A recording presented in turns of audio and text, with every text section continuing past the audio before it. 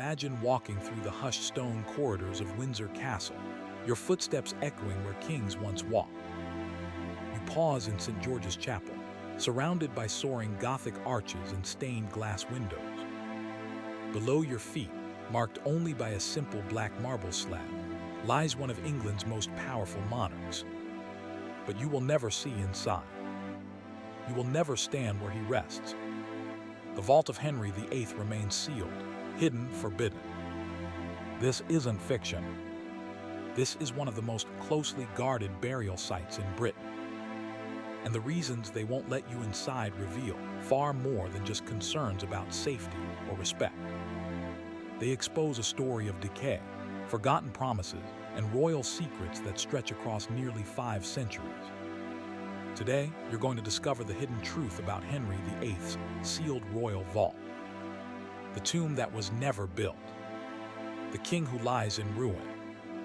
And the 3 astonishing reasons you're banned from ever entering. Let's begin with what happened on the 28th of January, 1547.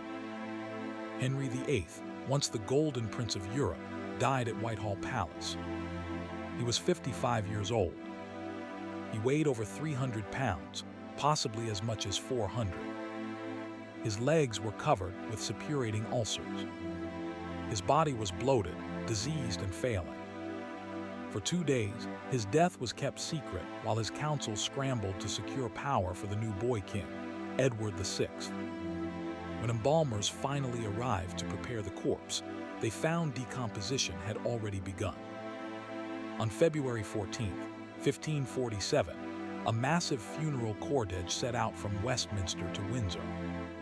The procession stretched 4 miles long. Over 1,000 mourners rode on horseback. Hundreds more walked on foot.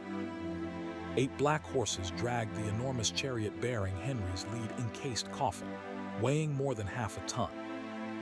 On top sat a lifelike wax effigy dressed in crimson velvet, wearing the imperial crown. Witnesses said it looked as though the king were still alive.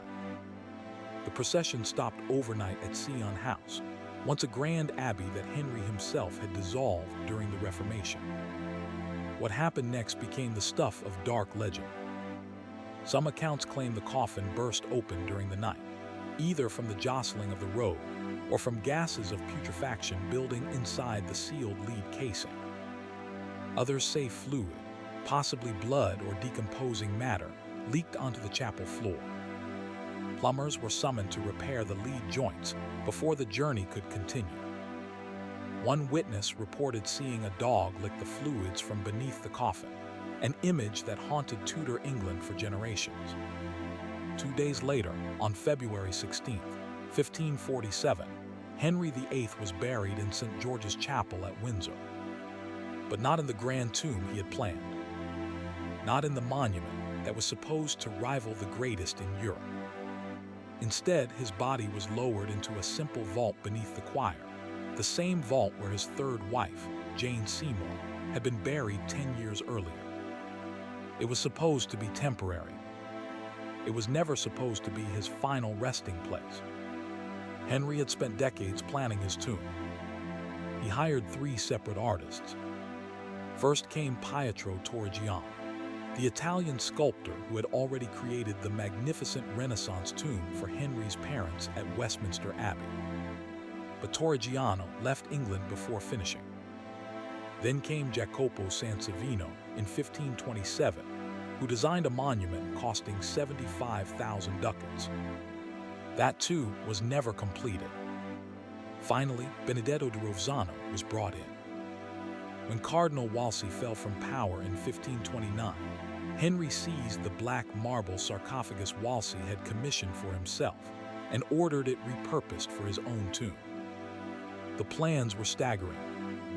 The tomb was to be 25% larger than his father's.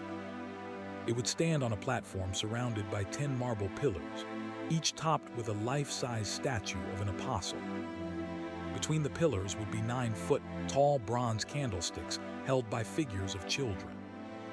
At the center, under a triumphal arch, would be a statue of Henry himself on horseback. There would be 134 gilded brass figures of saints. 4 life-sized effigies of the king and queen, an altar in a side chantry chapel where masses for Henry's soul would be said, as one document put it, for as long as the world shall endure. The total weight of bronze needed was 35,000 pounds. But Henry died before it was finished. His will instructed his executors to complete the tomb as soon as possible. They never did. His son, Edward VI, ruled for only 6 years and died at 15. He had no time or money to build his father's monument. Mary I, Henry's daughter by Catherine of Aragon, refused to memorialize the man who had destroyed her mother's life and shattered England's relationship with Rome. Elizabeth I moved the completed pieces from Westminster to Windsor in 1565 and commissioned surveys of what it would cost to finish. But she delayed, nitpicked, and ultimately abandoned the project. By 1646, during the English Civil War, the Commonwealth government needed money. They sold the bronze effigy of Henry to be melted down. The 4 bronze candlesticks were shipped to Belgium, where they remain today at St. Bavo Cathedral in Ghent. In 1805, the black marble sarcophagus intended for Henry was taken to St. Paul's Cathedral in London and repurposed for Admiral Lord Nelson's tomb. It still sits there today, the 3rd person it has commemorated after Wolsey and Henry. Henry VIII lies beneath a plain black marble slab in the choir of St. George's Chapel. The inscription was not placed there until 1837, nearly 300 years after his death, by order of King William IV.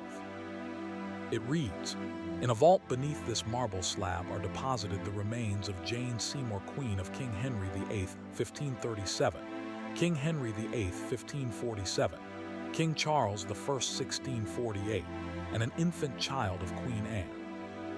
This memorial was placed here by command of King William IV. 1837. Yes, Charles I is buried there too. After his execution on January 30th, 1649, Parliament refused to allow him a burial at Westminster Abbey.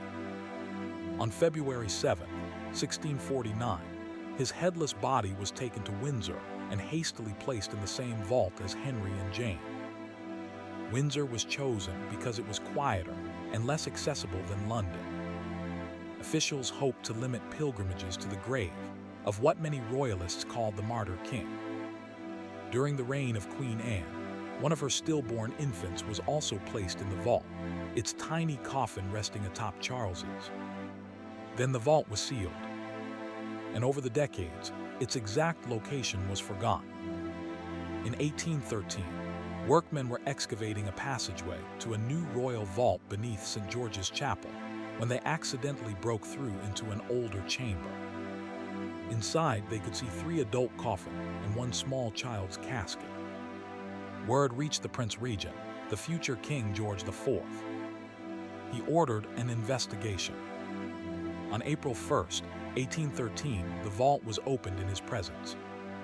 What they found shocked them. Henry's coffin had collapsed. The outer wooden casing had rotted away into fragments. The lead coffin itself was beaten in and opened in the middle, exposing a skeleton. Sir Henry Halford, the royal physician, examined the remains. He reported that the coffin measured 6 feet 10 inches in length and appeared to have been violently damaged. He speculated the damage occurred when Charles I's coffin was hurriedly lowered into the vault in 1649, possibly crashing into Henry's. Charles I's coffin was open. Inside, his head lay severed from his body, exactly as expected. The vertebrae bore the sharp cuts of an executioner's axe. Hair and beard were still present. The facial features were recognizable. Halford removed several relics for identification, including a piece of neck bone, a portion of beard, and a tooth. These were later returned to the vault in 1888. Jane Seymour's coffin remained intact and was not open. The infant's coffin was also left undisturbed. Then the vault was sealed again, and it has remained sealed ever since. except for that brief reopening in 1888. So here is the truth they don't advertise. The vault of Henry VIII is not a pristine royal tomb. It is a chamber of decay. The coffin of one of England's most famous kings lies collapsed and broken, his skeleton exposed, his remains mingled with fragments of rotted wood and corroded lead. Above him, separated by stone and silence, millions of visitors walk through St. George's Chapel every year. Almost none of them know what lies below. Now you understand the first reason you're banned from entering. It's not just about respect for the dead, though that's what officials will tell you. It's about preservation.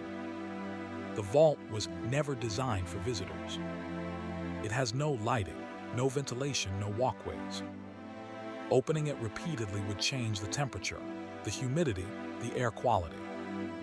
Every footstep, every breath, every camera flash would accelerate the deterioration of what little remains. And what remains is already fragile. Henry's coffin is broken. The wood is rotted. The lead is corroded. The contents are in a state of advanced decay. The vault has been opened only twice since Henry was buried there, 1813 and 1888. Each time, observers noted the poor condition of the remains. Each time, officials became more reluctant to disturb the site again. Today, conservation standards are far stricter. Modern ethics demand that human remains not be disturbed for entertainment or curiosity. Even a king, even Henry VIII, deserves to rest undisturbed. But there's a second reason, and it's darker. Security. Royal vaults are symbols of the British state. They're connected to national history, monarchy, and power. Any royal tomb could be a target for vandalism, theft, or political protest. If Henry's vault were open to the public, even in small controlled groups, the risk would multiply. You cannot screen every visitor's intentions. You cannot predict every act of desecration or disruption. And there's the matter of safety. The vault is nearly 500 years old. The floor may be uneven. The air may be stale or contaminated. The stonework may have weakened. Coffins are stacked awkwardly. The structure was never meant to accommodate living bodies moving through it. If someone were injured inside, the liability would be enormous. If something were damaged by accident, it could never be replaced. But here's the third reason, the one they rarely talk about. Mystery has value. The sealed vault fascinates people precisely because they cannot see it. The hidden tomb of Henry VIII links modern Britain to the Tudor age in a way that's almost mythical. People want to know what lies below. They want to imagine the scene. They speculate about the decay, the coffins, the darkness. And that fascination keeps the story alive. If the vault were open to tour, photographed, documented, turned into just another attraction, it would lose its power. The boundary between the living and the dead would be violated. The solemn atmosphere of St. George's Chapel would be compromised. And the chapel is still an active place of worship. Services are held there. Royal weddings and funerals take place there. It is not a museum. It is a sacred space. There's also a practical reality. If every famous burial site in Britain were open to satisfy curiosity, where would it end? Would we open the tomb of Elizabeth I at Westminster Abbey? Will we disturb the graves of Shakespeare, Chaucer, or Dickens? At some point, the dead must be allowed to remain undisturbed. And Henry VIII, for all his power, for all his cruelty, for all his drama, is just a man. A dead man. A skeleton in a broken coffin beneath a stone floor. Ironically, Henry would have hated this. He loved spectacle. He loved control. He carefully managed his image in life, staging grand tournaments, building magnificent palaces, dressing in cloth of gold. He wanted to be remembered as a Renaissance prince, a warrior king, a defender of the faith. Instead, he lies forgotten beneath a plain slab of marble, his name shared with 3 others, his tomb never built, his body decayed and damaged. The contrast is almost poetic. The man who broke England from Rome, who dissolved monasteries, who married 6 wives and executed 2 of them, who transformed the kingdom through sheer force of will, now rests in ruin. His grand monument scattered across Europe. His sarcophagus repurposed for another man. His coffin collapsed. His vault sealed. And perhaps that's the final lesson. Power fades. Monuments crumble. Even kings decay. Henry VIII planned for eternity. He commissioned artists, seized materials, drafted documents. But he failed to complete his tomb. He trusted his children to honor his wishes. They did not. And now he lies where he was never meant to be, in a vault meant to be temporary, alongside a queen he loved and a king he never knew would join him. The sealed vault of Henry VIII is not just a burial site. It's a reminder of mortality, a symbol of the gap between ambition and reality, a warning that even the most powerful among us cannot control what happens after we die. So you are banned from Henry's vault for 3 reasons. First, preservation. The remains are too fragile, too decayed, too vulnerable to be repeatedly exposed. Second, security and safety. The vault is a symbol of the state and a potential hazard to visitors. And third, mystery. The sealed chamber has power precisely because it remains unseen. Beneath the floor of St. George's Chapel, in a small stone vault, Henry VIII still lies beside Jane Seymour. Charles I rests nearby, his head severed by the executioner's blade. An infant child of Queen Anne sleeps in a tiny coffin. Above them, centuries of worship and history continue. Tourists walk overhead, unaware of the decay below. And for most people, that hidden world will remain forever closed. So here's the question I leave you with. If they open the vault tomorrow, if they let you descend into that darkness and stand before the broken coffin of Henry VIII, would you go? Would you look? Or would some part of you prefer to leave the dead undisturbed, the mystery intact, the vault sealed?